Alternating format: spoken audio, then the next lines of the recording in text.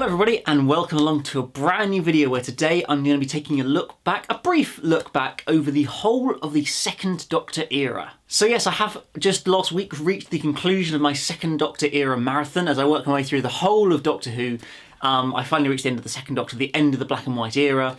It's been a long time coming. It didn't take me anywhere near as long to get through the Second Doctor to the First Doctor. I think it took me nearly a year to cover William Hartnell's era, but only about 6 months to do the Second Doctor's era, mainly just because it was a lot more enjoyable, I think. As much as there are good points about the William Hartnell era and the First Doctor and all of that sort of things, this era I think felt a lot more like Doctor Who, or like how I know Doctor Who to be. I think the First Doctor's era is very much out on its own. It's very much a different thing to anything we see in the future, which is good and bad. But so I just think having a slightly more familiar feel to Doctor Who just made it easier to get through the stories. More aliens and monsters and stuff in episodes, space under siege stories, all this sort of stuff that I'm more used to in Doctor Who came in the Second Doctor era, and so I think that just made it easier to power through. But yes, so his era started, Patrick Troughton's era, quite a significant and important moment in Doctor Who, really. Having had the actor change into Patrick Troughton at the end of the 10th Planet, it was critical that it worked. If Patrick Troughton was rubbish, or the audience didn't buy into the idea of the main character being able to change his face and all of these sort of aspects, if they hadn't worked or hadn't been brought into, the show would be dead. It would have died in 1967 and I would never even have heard of it, nor would most of you guys watching, I'd imagine. And so it's testament to Patrick Troughton that it did work, that he completely reinvented the Doctor, but also kept some of the same sort of Doctor-y qualities that we saw in the First Doctor. Being, at least at times, the First Doctor could be kind and caring and sort of always the guy who solved the problem at the end. And Patrick Troughton definitely took on that role, just maybe being a little bit more warm and likeable, a little bit more silly and bumbling around. And I think more what a sort of stereotype for the future Doctors than sort of what the William Hartnell Doctor was. William Hartnell's Doctor is very much a Doctor of its time and a Doctor on his own. I think there's not really many future Doctors that compare to him, whereas you can definitely see the Second Doctor in, say, Peter Davison, say, Matt Smith. Just some of the other Doctors, there's definitely a little bit of him in them, I think, more so than at times than the William Hartnell Doctor, which is a testament, as I say, to how brilliantly Patrick Troughton plays the role. He's instantly likeable right from the first episode. Yes, he obviously plays it a little bit strange in the first sort of few episodes of Power of the Daleks, but that's because of the whole post-regeneration trauma, and which we see obviously much more explored in future Doctors' first episodes, but even back then they still brought in that idea a little bit. But by the end of the story, you very much are warming to him and sort of starting to understand his Doctor a little bit more. And I think just as we go through those first few stories, he becomes so much more likeable straight away.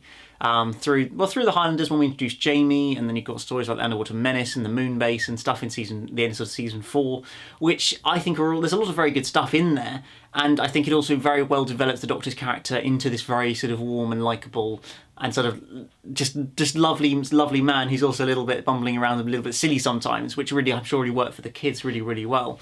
And I think we just continue to explore that throughout this Doctor's era. I think arguably his Doctor maybe didn't have as much character development as the First Doctor, but I think that's kind of because he didn't need it quite as much, in that the First Doctor started off probably too grumpy and mean and just a quite difficult Doctor to get on with at the beginning of his era, and obviously by the end it's very much mellowed a lot and a very, very different sort of Doctor. If you watch something from the early season 1 to the end of season 3, it's a big change.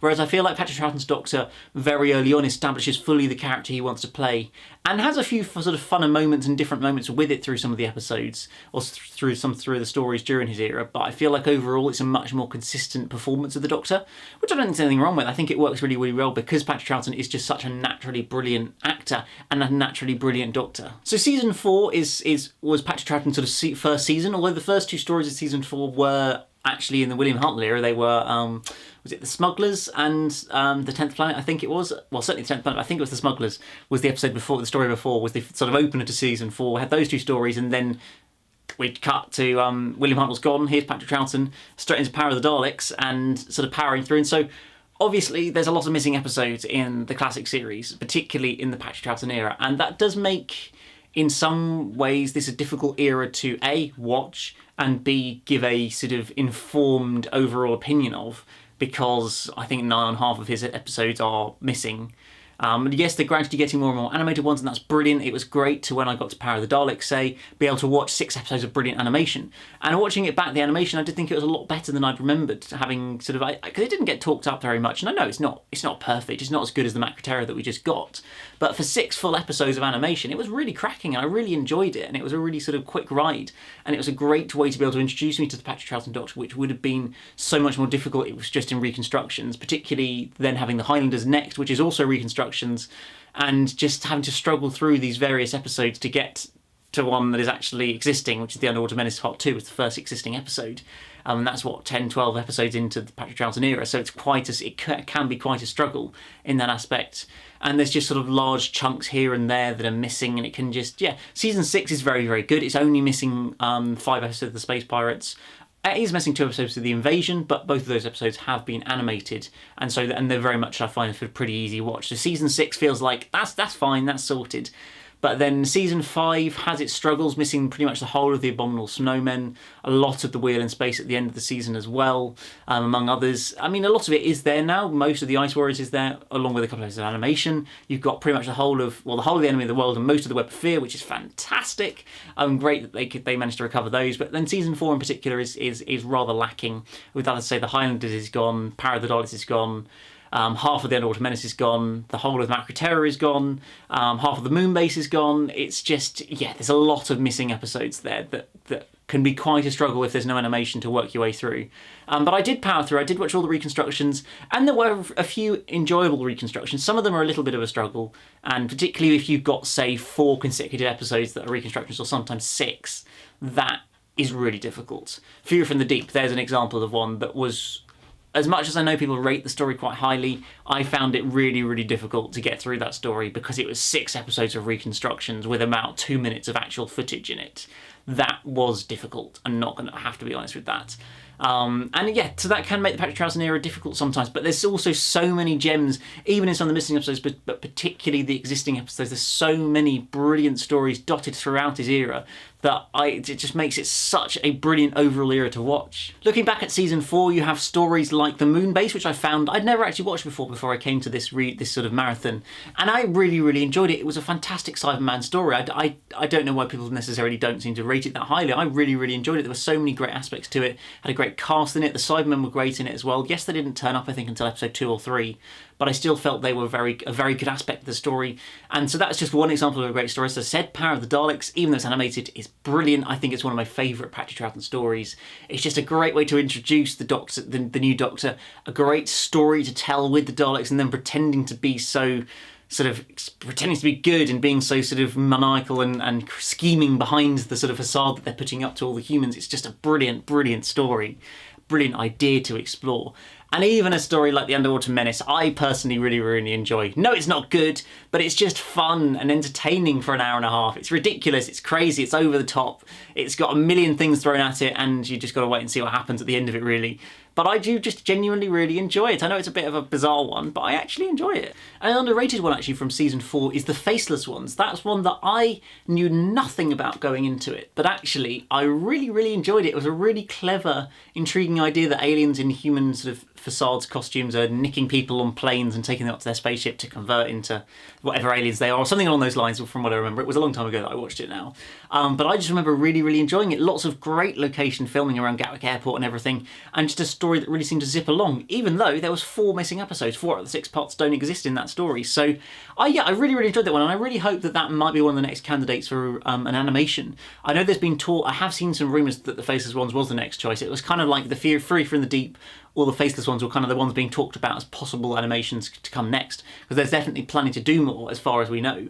And so I really hope it's the Faceless ones personally, because I really, really enjoyed that one. Possibly even more than Evil of the Daleks, despite it being arguably one of the highest rated Dalek story ever. Certainly people rate it very, very highly, and I did think it was quite good, obviously the next story after the Faceless ones, but I didn't think it was quite as amazing as everybody seems to think it is. Personally, I prefer Power of the Daleks to Evil of the Daleks. I think that it was just a more enjoyable story, and maybe that is down to having to just watch reconstructions. It quite possibly is, and if and when we ever get an Evil of the Daleks animation, I'm happy to completely reevaluate my opinion and suddenly say that's the best Dalek story, no problem at all. But right now, I do prefer Power of the Daleks to Evil of the Daleks. And of course, Evil of the Daleks was quite significant because it was the final Dalek story. Well, at the time, forever. They weren't planning to do any more. They thought Terry Nation was going to go off and do his own Dalek TV show with them, and they'd never be allowed to use them on Doctor Who ever again.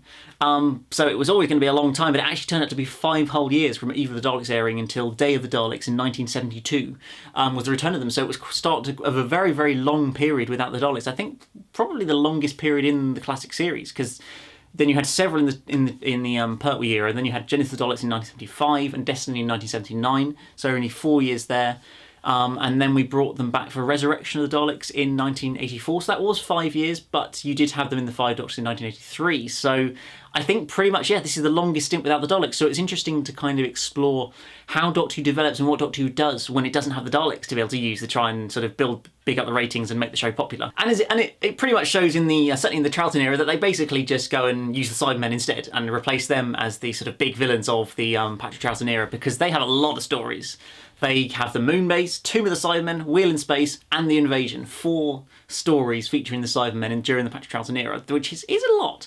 It's quite a lot. It covers, what, 14, 18, 22 episodes are Cybermen episodes. But I don't think there's anything wrong with that. I think Wheel in Space is not good. I won't deny the Wheel in Space is not a great story.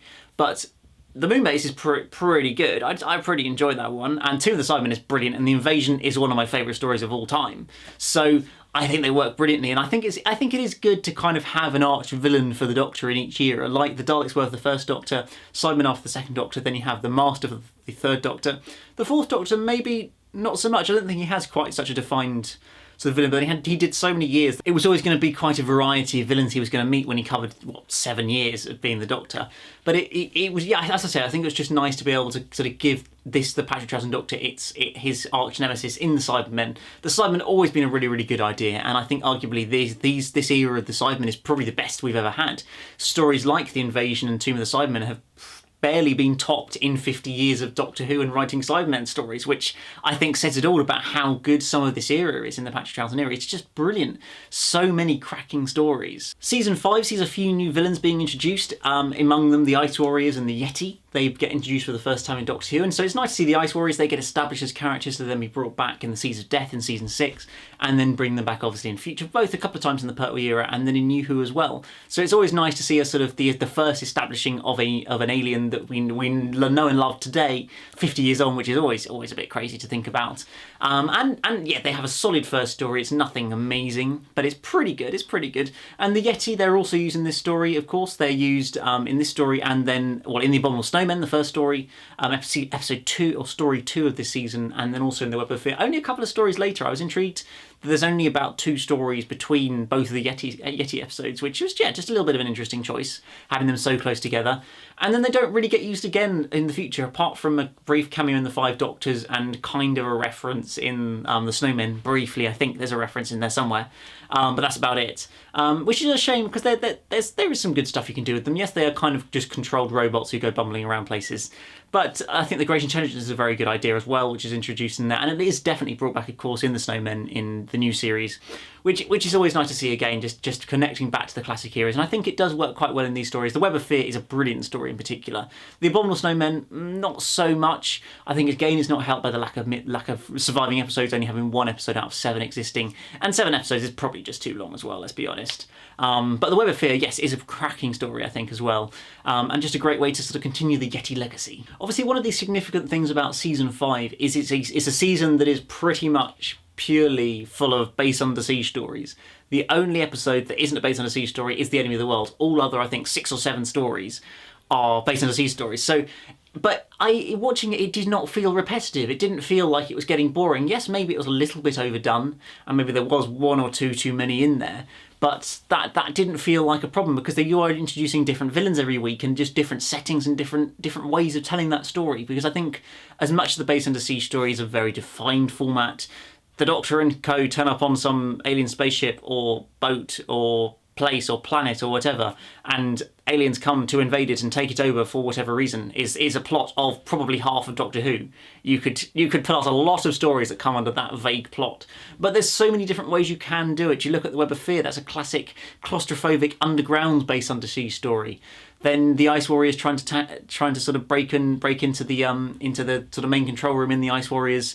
You've got the Tomb of the Cybermen, them trying to escape out of the tombs rather than a base undersea story. It's more like the humans are sieging on the base.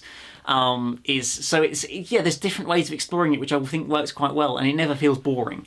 I think that's the key thing. Yes, throughout the Troughton era, it's very much thought of as the base undersea era, and it's very true. There is a lot of them.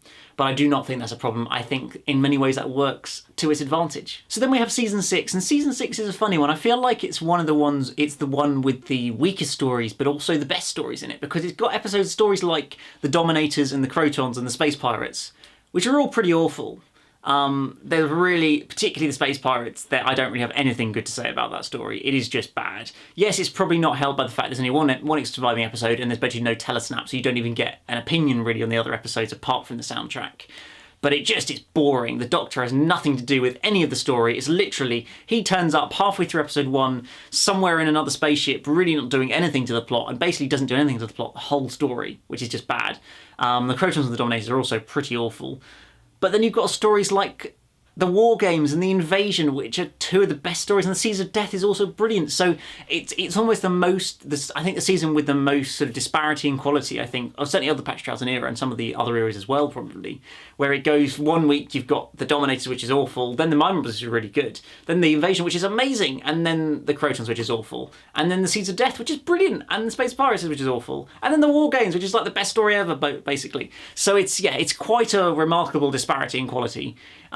But at least they didn't invest in the really, really good stories of the season, and you get stories, as I say, like the War Games and the Invasion, which are both absolutely brilliant. So yes, I think season 6 is one of those seasons that's just a little bit all over the place. But one of the other things I haven't really covered so much so far in this video, though, which I wanted to just kind of knock off before we wrap this things up, is the companions of this era, because there's quite a few notable companions in this era, not as many as the first Doctor's era, which really did get through all the companions very quickly, but then there was a lot of stories in the first Doctor's era, so it was kind of natural that was going to be the case. But in this era of the show, we start off with Ben and Polly being sort of inherited from William Hartnell's Doctor in the first few stories of Patrick Troughton's era. They're both very nice and work really, really well. I think the problem sort of starts to arise once Jamie gets brought on the scene in Patrick Troughton's second story, The Highlanders, which just means that kind of Ben doesn't really have much to do, because basically Ben's role that's been written for all these stories has to be shared between him and Jamie, and it just means they don't have very much. And also for Polly, in a story like The Underwater Menace, it seems that whoever wrote that just didn't know who Polly was and what her character was like, because she acts completely unlike her normal character, running around screaming and being scared at everything, which isn't Polly. She's quite a strong woman. She's quite good at sort of facing off to quite scary things, and so they just completely forgot about that there. So there's just a couple of sort of negatives on that side, and then they both say goodbye at the end of the Faceless ones, the penultimate story of season 4. Which we then obviously get in The Evil of the Daleks. The following story gets the introduction of Victoria Waterfield, who's a Victorian sort of Victorian woman of that time who gets taken off on adventures. And it's quite an interesting dynamic having both Jamie and Victoria from the not massively distant past, but not from the present day, and not really understanding things that we as the audience will understand. And so it's quite intriguing having a whole season of that in season 5. Of that sort of perspective, where to some degree the audience wouldn't have been able to sort of engage and identify with the companions that much, because they are so very, very different to who those people would have been watching at the time, and even us now, of course. So that's just an interesting dynamic. Obviously, Victoria's very much one who likes to give a big scream at all the aliens and everything, and I don't want to say she's a generic companion, but it doesn't feel like she has that many defining qualities to her as a companion outside of the archetypal stereotype of screaming attractive young girl is pretty much the Doctor companion. And I feel like, unfortunately, Victoria kind of fits that a little bit. But it is good to have quite a variety of companions in this era, whereas it felt like in the first Doctor's era, you had Susan, and then she got replaced by Susan Mark II, aka Vicky. It was basically the same companion being repeated, and even Dodo wasn't that much different as well. Whereas in this era, you've got Polly, who's sort of 60s girl, but very quite strong and good at facing off against the evil. Then you go to Victoria the Victorian, who's quite a sort of screamer, gets quite scared at things. And then you have Zoe, who's the very bright and intelligent one in season 6, who's again a very, very different dynamic, with sort of being able to compete with the Doctor on an intellectual level, which is very intriguing to see. I don't think we've really seen any of that up to this point in Doctor Who, so that's a very different dynamic, but I think a dynamic that really works very, very well. Maybe at times it leaves Jamie a little bit shut out because his intelligence is so much lower than the Doctor and Zoe. But I don't think it's particularly to the detriment, and I think it creates a brilliant dynamic in season 6 in particular. I feel like the most iconic duo of the Patrick Troughton era is the Doctor, Jamie and Zoe. I think that is, although Zoe only did the one season, I feel like that's the one that most people remember, and I think rightly so, because I think they probably are the best sort of group of the three. And of course, testament to Jamie and Fraser Hines, who stuck around for the whole of the Patrick Troughton era. Well, not quite. He was there from the beginning of the second story of Patrick Troughton and stayed all the way to the final one. He went with Patrick Troughton because Patrick wanted to go, and I think he kind of wanted Fraser wanted to go with him.